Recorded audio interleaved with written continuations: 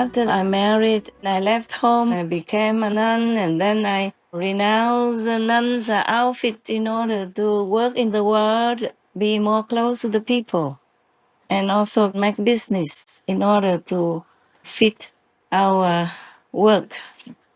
So I don't have to rely on my so-called disciples. Yes. Also, when I was wearing a Buddhist monk's robe, many criticized me a lot, saying I wanted to take their disciples or whatever. I can't wear a Catholic or other missionary kind of clothes because maybe I will have the same problem. So I thought I will just wear normal clothes or wear my own design clothes, or I can also be a model and sell at the same time. And God raised me to earn enough money to take care of whatever I want to do and help some others. Yeah, take care of my team, some of my team members, some of the monks and nuns that follow me, and poor or needy people or good causes everywhere. And I'm happy with that. But I don't have a big house or anything in case you think I use the money for having a good house. The other time I told you that my room is very small. I have one room only, yeah, like studio. If you rent a studio, it's cheaper than a house or an apartment. The studio would have also washroom and things easy. And if you cook simple, you can cook inside the studio as well. I think I have a photograph to give to you so you can see how I live. Okay, here I am living in one room, as I told you. The first photograph is the total room from the meditation resting quarter all the way to the kitchen end. The second photo is from the kitchen corner end. There's the front door. The kitchen is right at the front door and opposite the shower room because the shower room has a ventilator and window. The third photo is to show you when I close the divider. The kitchen and the bathroom are separated from the living quarter where I sit and work and where I meditate and rest. And the fourth one is the shower room, but it's small but enough for me. Now you know my secret hiding. Hopefully you don't tell more than 100 people. And I'm telling you, if you live like that, you will feel very happy. And for me, I'm happy because I have everything at my fingertips. As I'm so busy, my time is so precious. Even if I'm not busy, I have to meditate a lot. And I would rather not have to go from one room to another if I even have a house to look for and find things that I need. The way I live right now, or recently, these few years when I have been in retreat, it's almost like that all the time. Even if I change to another place, it will be simple like that. Just one room is enough because you will not need a lot when you live alone. Just some pair of clothes, some food, and some little corners so you can work. Because I work a lot with the Supreme Master Television team. And if I keep going from one room to another, enjoying and relaxing, then I could never, truly never have time to do more inside work, meditation work for the world. If I'm alone by myself and not being the so-called master, then I don't have to work so hard. I will enjoy my time just like some days that I had a vacation, a few days. I think it was 4 or 5 days, something like that. Oh, it was heaven. It was heaven. Oh, if I said to meditate, that's it. I was gone right away into samadhi. It's so peaceful and so, I don't know how to tell you. It was just completely blissful, happy and peaceful. And when I started to work again, a couple of days later, it was not the same anymore. It was not so peaceful and so carefree like that anymore. I still miss those days when I'm very low and down and need to take a break. I miss those days very much, but you can't be selfish and just think of yourself. I wish I could be selfish and think just for myself.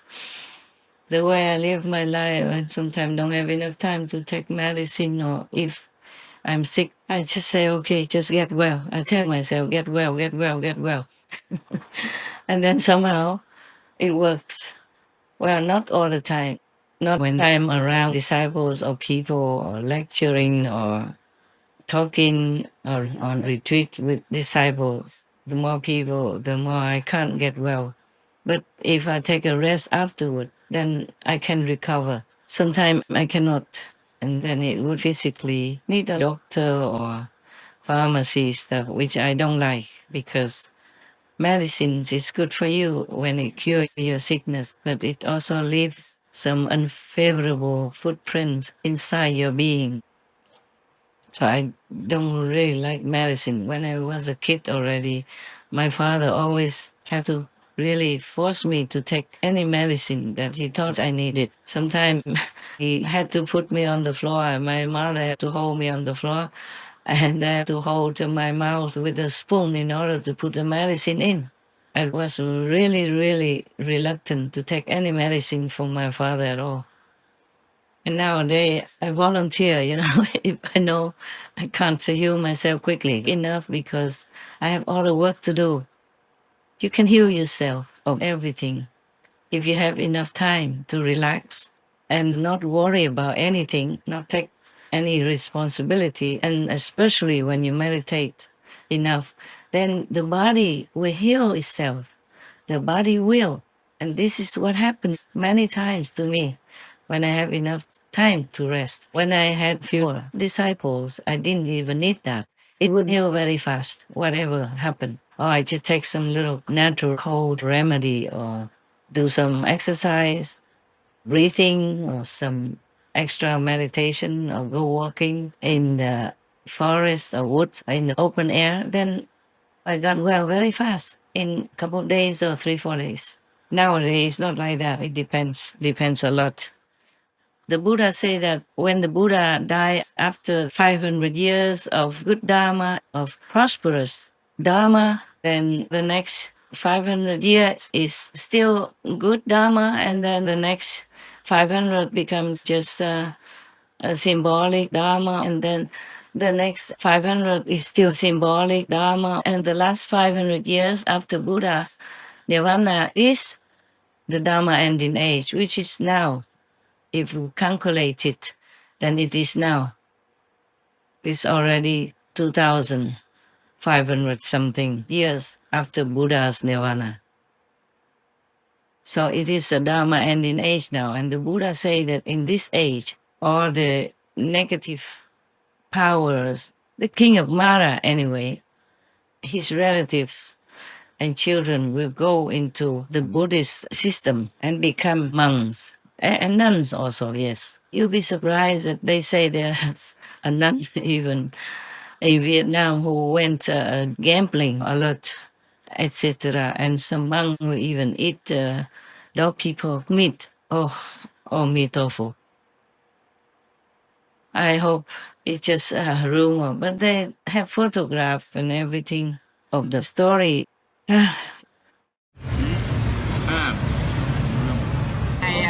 Hôm nay chúng ta ăn thịt chó và chó cực kỳ ngon. Chó thì có 7 món cho thịt chó. Thì hôm nay thịt chó cực kỳ ngon và bổ. Hôm nay xưa tới giờ ai cũng nói thầy chùa ăn thịt chó.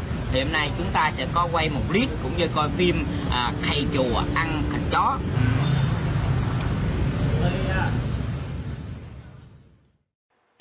It's not just gossip outside my window with my neighbor or anything, which I don't ever do, of course.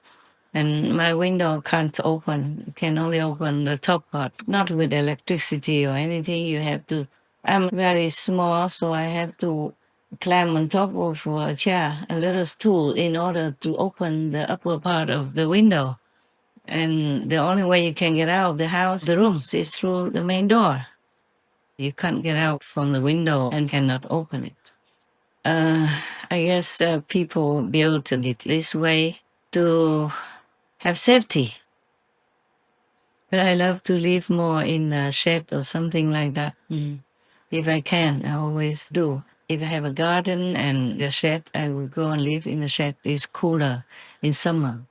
And in winter, you need just a very little heater. You don't have to waste a lot of money for heating up or cooling off the whole house. But I have to accept whatever offered to me on the road, wherever I go.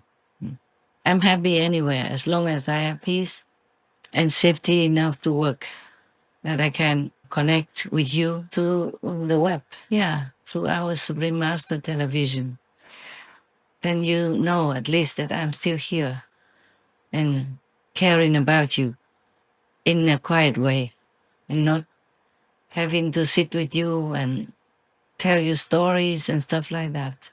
You can always read many stories. Nowadays, you can buy books or you can look on the website and you find anything you want. It's very convenient nowadays.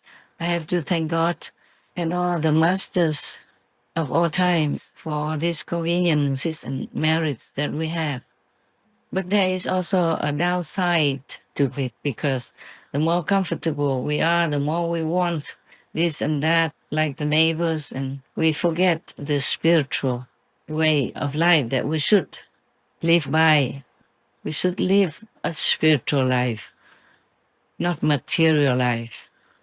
The material way of life is just to help us to sustain the physical being, physical body, so that we can continue to practice, so that we can go into a higher level of spiritual dimension in order to help others around us as well, not just us alone.